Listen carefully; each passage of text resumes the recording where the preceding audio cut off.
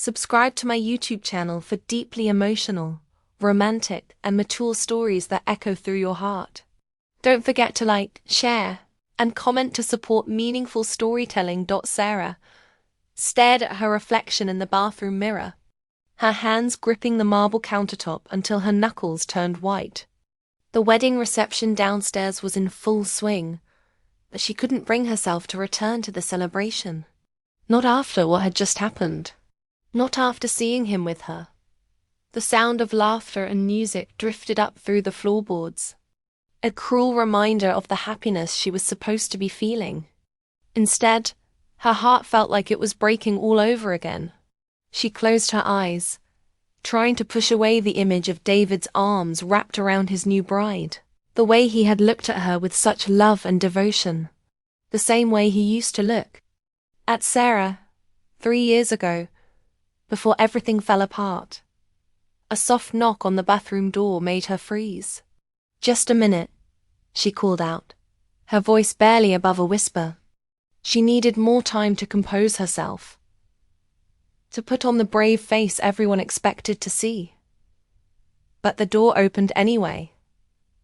"Sarah?" The voice was deeper than she remembered, more mature. She turned around slowly, and her breath caught in her throat. Standing in the doorway was Marcus, her cousin Elena's son. But this wasn't the awkward teenager she remembered from family gatherings. This was a man, tall and broad-shouldered, with kind eyes that seemed to see right through her carefully constructed facade.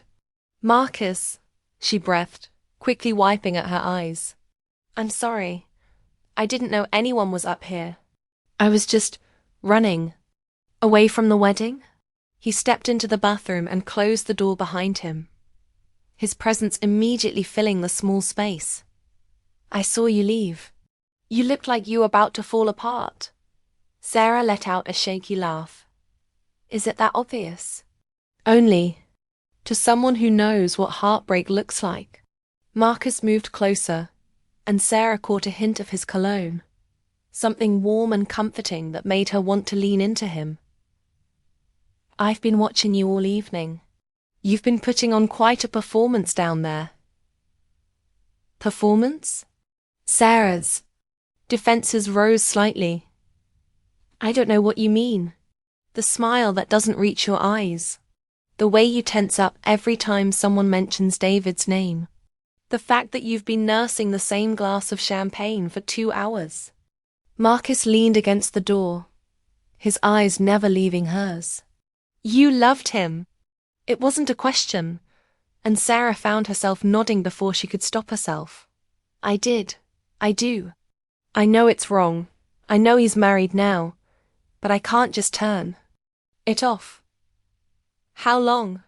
Marcus asked gently. 3 years. We were together for 2 years before. Sarah's voice broke. "Before I ruined everything." Marcus stepped closer, close enough that she could feel the warmth radiating from his body. "What happened?" Sarah looked up at him, surprised by the genuine concern in his voice.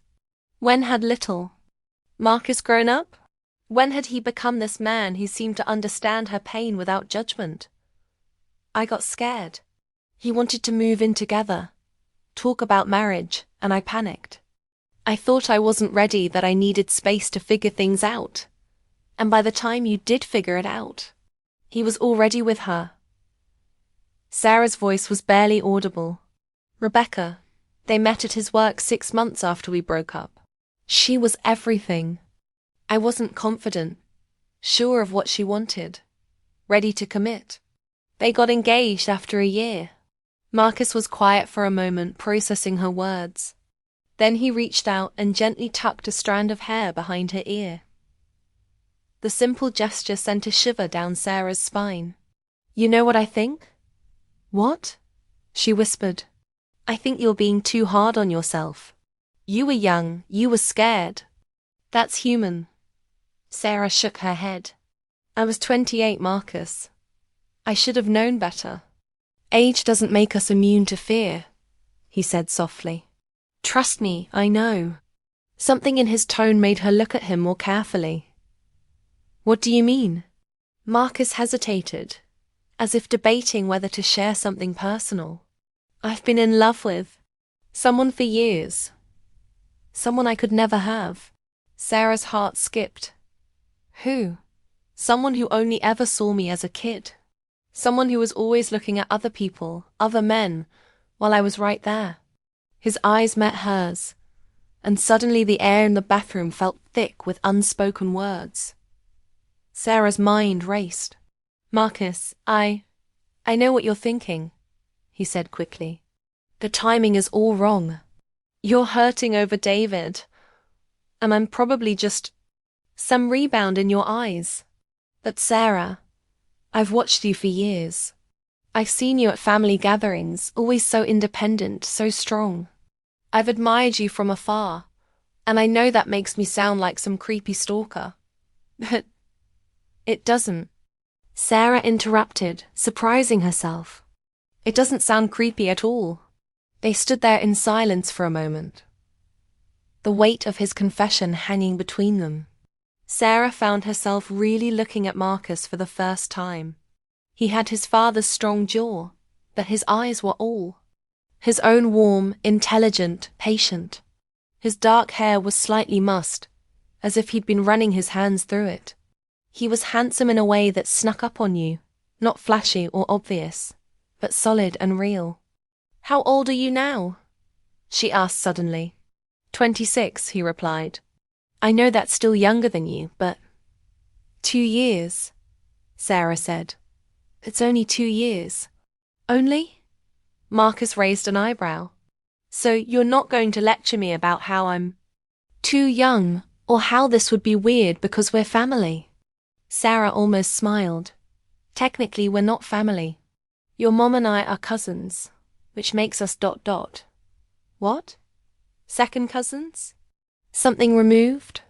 I prefer to think of us as 2 adults who have always been drawn to each other, but never had the right timing. Marcus took another step closer, and now Sarah could see the flecks of gold in his brown eyes. Until maybe now. Marcus, Sarah began, but she wasn't sure how to finish the sentence. Her heart was pounding, and she wasn't sure if it was from the lingering pain of seeing David married, or from the way Marcus was looking at her. I know tonight isn't about me, Marcus said quickly. I know you're hurting, and I'm not trying to take advantage of that. But I also know that sometimes the universe gives us exactly what we need when we least expect it. Sarah felt tears welling up in her eyes again, but this time they weren't just from sadness. I don't know if I'm ready for this. For anything. Then don't be ready, Marcus said simply. Just be here, just be present. Let me take care of you for once, instead of watching you take care of everyone else. Before Sarah could respond, Marcus reached out and gently cupped her face in his hands. His touch was warm and steady, and for the first time all day, Sarah felt like she could breathe properly. You don't have to carry this alone anymore. I've been alone for so long, Sarah whispered, leaning into his touch despite herself. I don't know how to let someone in. Then let me show you, Marcus said, his voice barely above a whisper. Let me show you what it feels like to be someone's first choice, not their backup plan. Sarah's breath caught. Marcus ... I know you're scared. I know you think this is too complicated, too messy. But Sarah, I've been waiting for you my whole life. I've watched you date the wrong men. I've seen you build walls around your heart, and I've wished for just one chance to show you what real love looks like. What if I hurt you? Sarah's voice was small, vulnerable. What if I'm too broken to love someone properly? Marcus leaned his forehead against hers. What if you're not? What if you're exactly as whole as you need to be? And all those other relationships didn't work out because they weren't meant to. Sarah closed her eyes, feeling the weight of his words. I don't want to be your mistake. And I don't want to be your rebound, Marcus replied. That maybe we can be each other's second chance. The sound of laughter from downstairs grew louder. reminding them both of the celebration happening below. Sarah opened her eyes to find Marcus watching her with an expression so tender it made her heart ache. "They'll be looking for us soon." "Probably," Marcus agreed. "But right now, in this moment, it's just us. Just you and me and the possibility of something beautiful."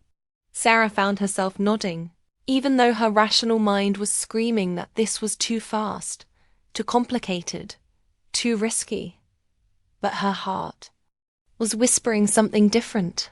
Her heart was saying that maybe, just maybe, she deserved to be loved by someone who saw her clearly, who chose her first, who wasn't afraid of her fears and flaws. "I don't know how to do this," she admitted. "We'll figure it out together," Marcus said, his thumbs gently stroking her cheeks. "One day at a time, one moment at a time." "What about everyone else? The family?" They'll think. We're two adults who found each other," Marcus interrupted gently. "And if they don't, that's their problem, not ours." Sarah realized she was crying again, but this time the tears felt different.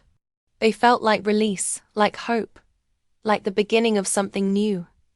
"I'm so tired of being afraid." "Then stop," Marcus said simply. "Stop being afraid and start being brave. Start choosing yourself. Start choosing happiness. Start choosing love." "Is that what this is?" Sarah asked, her voice barely audible. "Love?" Marcus smiled, and it was like the sun, breaking through storm clouds. "I think it's the beginning of it. I think it's the foundation we can build on, if you'll let me." Sarah looked into his eyes and saw her future reflected there. Not the future she had planned, not the future she had expected, but a future that felt right in a way she had never experienced before. It was terrifying and wonderful and completely unexpected. "Okay," she whispered. "Okay? Okay, let's be brave together. Let's see what happens when we choose each other." Marcus's smile widened, and he leaned down to press a soft kiss to her forehead.